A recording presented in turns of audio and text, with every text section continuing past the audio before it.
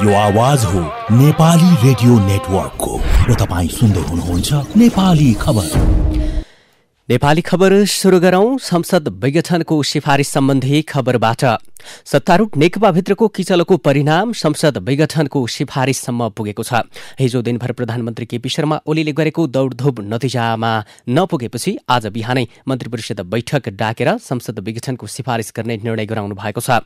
लगतै प्रधानमन्त्री ओली संसद विघटनको सिफारिस लिएर राष्ट्रपति कार्यालय पुग्नु भएको छ। प्रधानमन्त्री ओली सिफारिस लिएर राष्ट्रपति विद्यादेवी भण्डारी समक्ष पुग्नु भएको हो। सरकारले सिफारिस गरे अनुसार राष्ट्रपतिले विघटन गरेमा प्रतिनिधि सभा भङ्ग हुनेछ।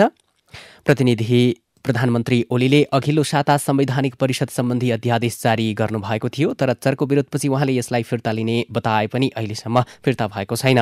प्रधानमन्त्रीको यस कदमप्रति कांग्रेसले पनि कडा आपत्ति जनाएको छ भने सत्तारूढ नेकपाकै नेताहरूले पनि विरोध गरेका छन्। सत्तारूढ नेकपाका वरिष्ठ नेता माधव कुमार नेपालले संसद विघटनको सिफारिस असंवैधानिक भएको बताउनु भएको छ। उहाँले प्रधानमन्त्रीले संसद विघटन सिफारिस तुरुन्त फिर्ता लिनुपर्ने बताउनु भएको छ। नेता नेपालले प्रधानमन्त्री केपी शर्मा ओलीले कलङ्कको टीका लगाएको प्रतिक्रिया दिनुभएको छ। यो कदमको देशव्यापी रूपमा सबैले निन्दा र भर्त्सना गर्ने उहाँको भनाइ छ। नेकपाकै सांसद एवं मन्त्री हृदेश त्रिपाठीले समेत संसद विघटन गर्ने प्रधानमन्त्री ओलीको निर्णय दुर्भाग्यपूर्ण भएको टिप्पणी गर्नुभएको छ। नेकपाका प्रवक्ता नारायण काजी श्रेष्ठले पनि संसद विघटनको सिफारिस असंवैधानिक भएको बताउनु भएको छ। प्रधानमन्त्रीको यस कदमप्रति कांग्रेसले कडा आपत्ति जनाएको छ। यतिखेर हाम्रो प्रत्यक्ष टेलिफोन सम्पर्कमा वरिष्ठ नेता रामचन्द्र पौडेल हुनुहुन्छ। नेताज्यू, हजुर, प्रधानमन्त्रीको यो कदमलाई तपाईहरूले कसरी लिनुभएको छ? यो संविधान विपरीतको यो प्रजातन्त्रको लोकतन्त्रको मर्म र भावनाको विपरीत पनि हो र यो राष्ट्र हित विपरीत पनि हो र यसरी मुलुकलाई अस्थिरता र सङ्कटतिर धकेल्ने यस्ता प्रतिगामी कदमको चाहिँ नेपाली कांग्रेस घोर भर्त्सना गर्छ। म यसको विरोधमा गर्छु। अब यसप्रति तपाईँहरूको कदम चाहिँ के हुन्छ? अब तपाईँहरू कसरी अगाडि बढ्नुहुन्छ? अब हाम्रो पार्टी मिटिङ हुन्छ, छलफल गर्छौँ। हस्, हुन्छ, धेरै धेरै धन्यवाद। हामी फेरि पनि प्रत्यक्ष सम्पर्कमा रहिरहनेछौँ नेताज्यू। यसैबीच नेकपाका अन्य नेता लगायतका अन्य कांग्रेसका नेताहरूले पनि यसप्रति आपत्ति जनाएका छन्। यसैगरी कांग्रेस नेता मेनेन्द्र रिजालले पनि संसद विघटनको सिफारिस असंवैधानिक भएको बताउनु भएको छ। नेता रिजालले बहुमतबाट अर्को प्रधानमन्त्री चुनिने अवस्था रहँदासम्म संसद विघटन हुन नसक्ने बताउनु भएको छ। कांग्रेसका राष्ट्रिय सभा सांसद राधेश्याम अधिकारीले पनि अहिलेको अवस्थामा वर्तमान सरकारले संविधानले गरेको व्यवस्था अनुसार संसद विघटन गर्न नमिल्ने बताउनु भएको छ। उहाँले प्रारम्भिक प्रतिक्रिया दिँदै सरकारले विघटनको प्रस्ताव गरेको भए कानूनी रूपमा असंवैधानिक र अवैध भएको तर्क गर्नुभएको छ। पूर्व प्रधानमन्त्री समेत रहनुभएका समाजवादी पार्टीका नेता तथा अध्यक्ष डाक्टर बाबुराम भट्टराईले पनि संसद विघटनको निर्णयलाई प्रतिगमनको संज्ञा दिनुभएको छ। यसैबीच यतिखेर सत्तारूढ नेकपाकै नेता ठाकुर गैरी हाम्रो प्रत्यक्ष टेलिफोन सम्पर्कमा हुनुहुन्छ। यसप्रति हामी उहाँको प्रतिक्रिया लिन्छौँ। नेताज्यू, हजुर, प्रधानमन्त्रीको यो कदमलाई तपाईँले चाहिँ कसरी लिनुभएको छ? मैले त यसलाई चाहिँ नि नेपालको इतिहासको एउटा दुर्भाग्यपूर्ण घटना भन्छु। यो हाम्रो लागि, देशको लागि ज्यादै दुर्भाग्यपूर्ण घटना हो र यसको कारणले देशले एउटा ठुलो मूल्य चुकाउने, हाम्रो सम्प्रभुता, हाम्रो स्वाभिमानमाथि आँच पुग्ने, हाम्रो चाहिँ राष्ट्रिय एकतामाथि, सम्प्रभुतामाथि आँच पुग्ने, राजनीतिमाथि आँच पुग्ने खतरा छ भने अर्कोतर्फ यो संविधान विरोधी कुरा हो। यो संविधानको विरुद्धमा छ, यो असंवैधानिक कदम हो। तेस्रो कुरा, जनताले चाहिँ स्थिर सरकारको लागि जनताले दिएको जनमतको अपमान हो, जनमतप्रतिको धोका पनि हो। त्यसैले गर्दाखेरि यो कुनै पनि हिसाबले चाहिँ राजनीतिक, संवैधानिक, लोकतान्त्रिक कुनै पनि हिसाबले यो चाहिँ ठिक मान्न सकिँदैन र यो ठिक होइन। अब पार्टीले के गर्छ? पार्टीको कदम के हुन्छ? पार्टी फुट्छ? अब होइन, म पहिलो कुरा त मैले यो मन्त्री परिषदको नाममा प्रधानमन्त्रीले गर्नुभएको सिफारिस यो अलोकतान्त्रिक, असंवैधानिक र यो चाहिँ यो अराजनीतिक भएकोले यसलाई चाहिँ नि सदर नगरेर यसलाई फिर्ता गर्न म पहिला राष्ट्रपति महोदयलाई अनुरोध गर्न चाहन्छु, अपिल गर्न चाहन्छु।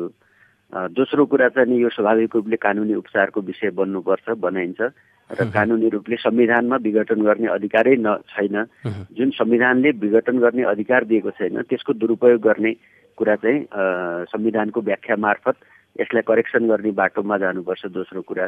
तेस्रो कुरा तपाईँले भन्नुभएको पार्टीको स्थायी कमिटीको बैठकबाट यस्तो गलत चाहिँ कुराको नेतृत्व गर्ने, गलत निर्णय गर्ने नेतामाथि पार्टीले चाहिँ आवश्यक चाहिँ कारबाहीको प्रक्रिया अगाडि बढाउनुपर्छ र सँगसँगै चाहिँ नि पार्टी विभाजन त अब विभाजनको त कुनै अर्थै भएन, विभाजन हुनुपर्ने कारण पनि छैन, विभाजनको औचित्य पनि छैन, नेकपा एकताबद्ध रहन्छ।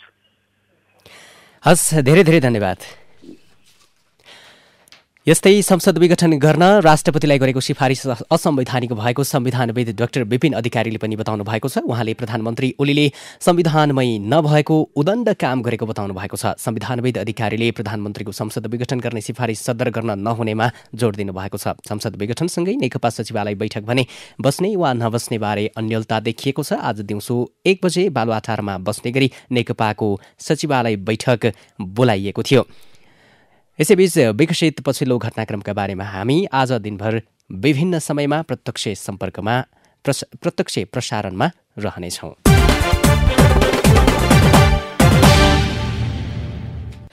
हामी यतिखेर प्रधानमन्त्रीले चालेको कदमकै विषयमा प्रतिक्रिया लिन जाँदैछौँ। कानुनविद ओम प्रकाश अर्याल यतिखेर हाम्रो प्रत्यक्ष टेलिफोन सम्पर्कमा हुनुहुन्छ।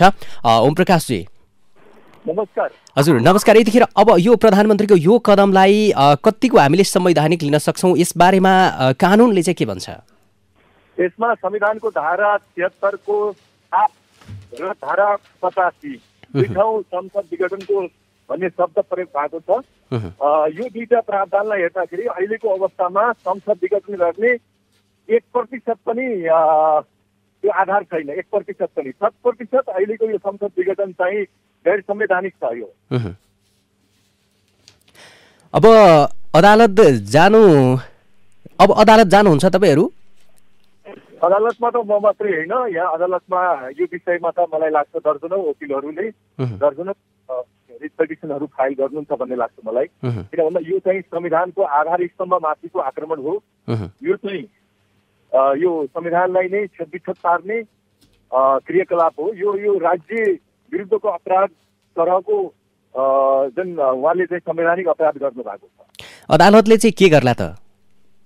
अदालतले त संविधान हेरेर इन्साफ गर्ने हो र कतिपय यस्ता सङ्कट का घडीहरूमा ठुल्ठुला प्रहारहरू हुँदाखेरि संविधानमाथि अदालतले चाहिँ रेस्क्यु गरेको अवस्था पनि छ विगतमा। अबको प्रक्रिया चाहिँ के हुन्छ अरू? अदालतमा त अब रिट निवेदन दायर हुन्छ। त्यो भइसकेपछि सुरुमै अन्तरिम आदेशको लागि केस हुन्छ। अन्तरिम आदेशबाटै त्यो कदमलाई रोक्न पनि सक्छ अदालतले। त्यो भयो भने तत्काल त्यसको कुनै पनि त्यस्तो कारण सक्दैन। त्यस्तो खालको गैर संवैधानिक सिफारिसको। अब आजको यो प्रधानमन्त्रीको यो कदमले नेपाली राजनीतिमा चाहिँ के असर पर्ला? कसरी अगाडि बढ्ला नेपाली राजनीति? होइन, अब के हो भने एउटा कानुनी लडाइँ त आफ्नो ठाउँ सधैँ छ। अब यो सँगै राजनीतिक लडाइँ चाहिन्छ र यस्ता खालका गैर जिम्मेवार राजनीतिक कर्मीहरूलाई सदाको लागि चाहिँ मुक्त गर्नुपर्छ।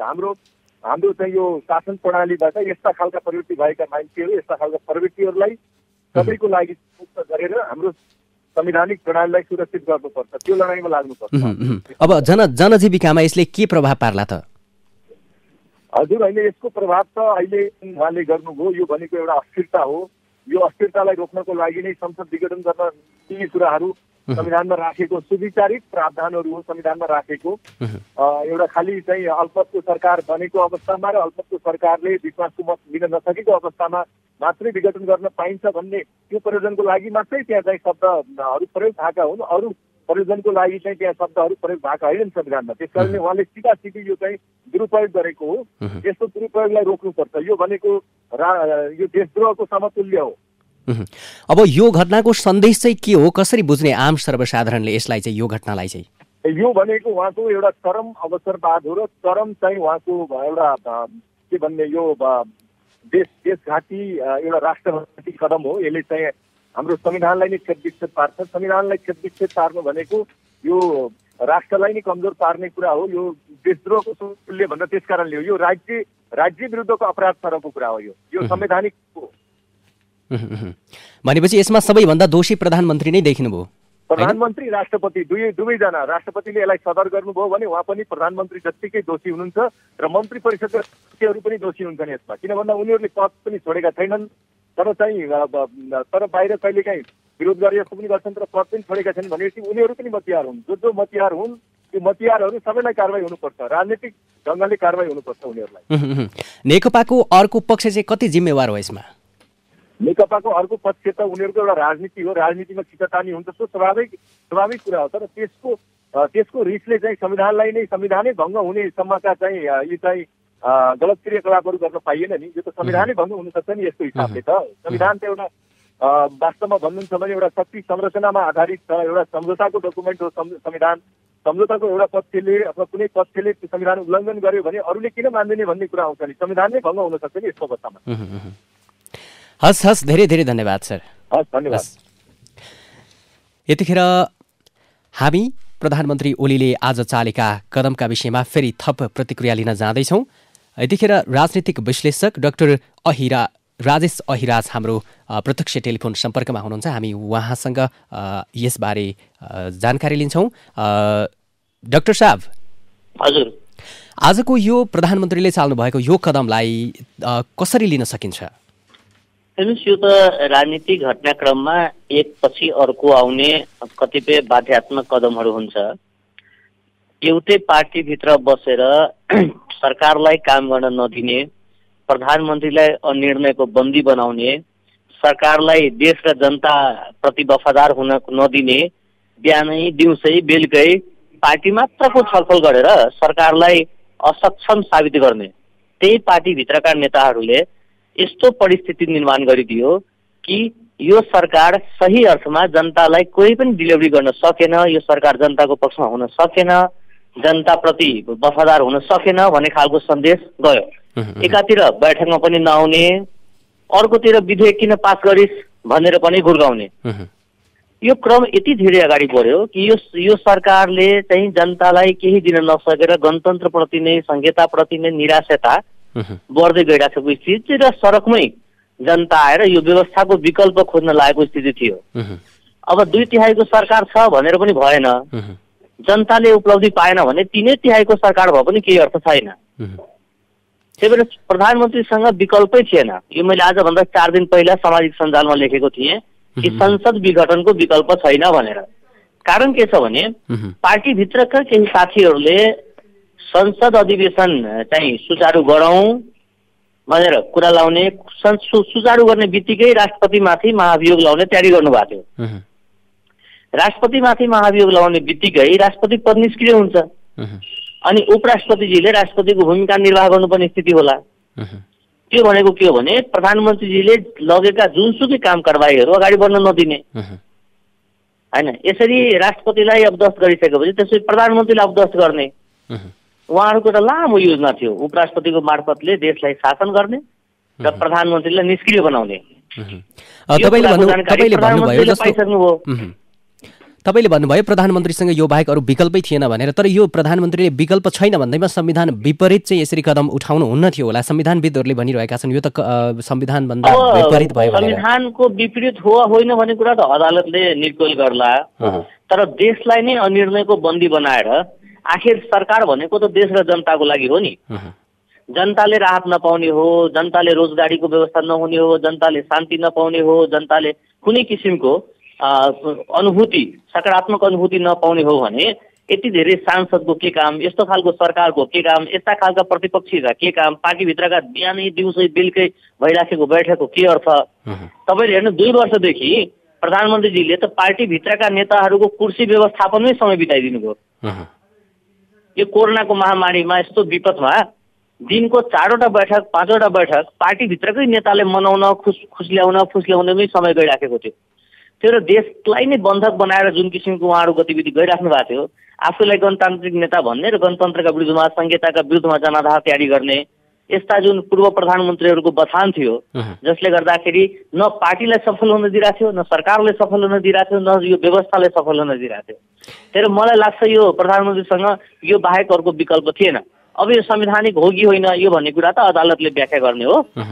अब यसमा दोषी चाहिँ को त?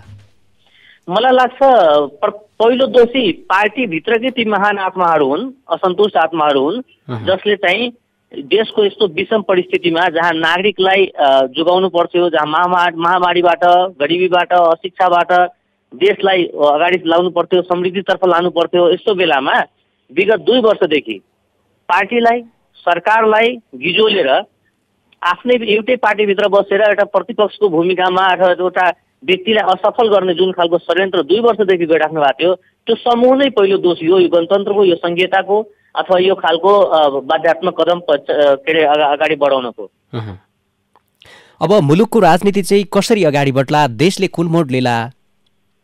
मलाई लाग्छ राष्ट्रपतिजीसँग अर्को विकल्प छैन यो विघटनलाई स्वीकृति गर्नुको बाहेक।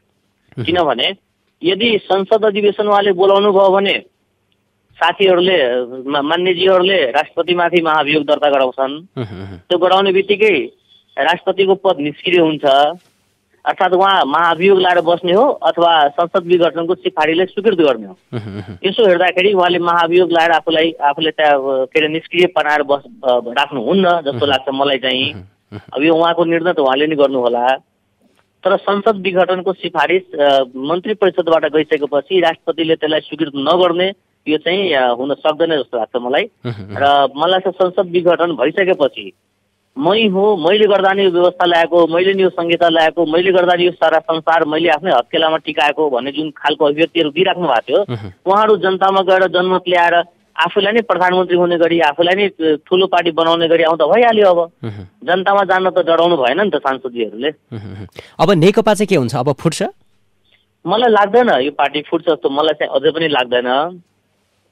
तर के चाहिँ हो भने पार्टीभित्रको अन्तर्कलहले यो व्यवस्था सिद्ध्याउने अथवा यो संसद विघटन गर्ने 2टा विकल्प थियो।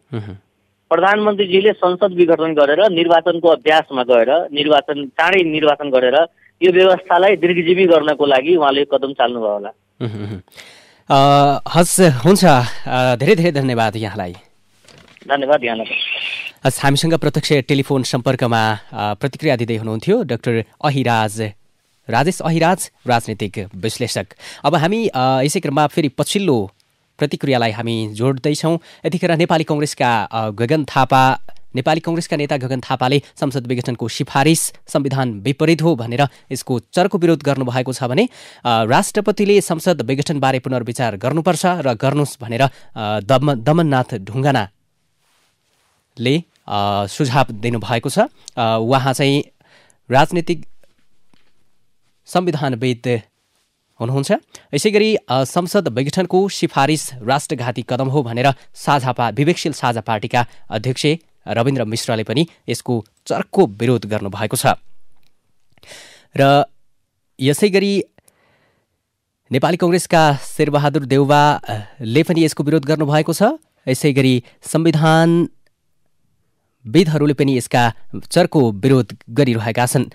यसैबीच कांग्रेसले प्रधानमन्त्री ओलीले यस्तो कदम चालेपछि आकस्मिक बैठक बोलाएको छ। प्रचण्ड निवास खुमलटारमा ओली इतर समूहका बैठक पनि सुरु भएको छ, जहाँ चाहिँ माधव नेपाल, प्रवक्ता नारायण काजी श्रेष्ठ लगायतको सहभागिता रहेको पछिल्लो जानकारी प्राप्त भएको छ।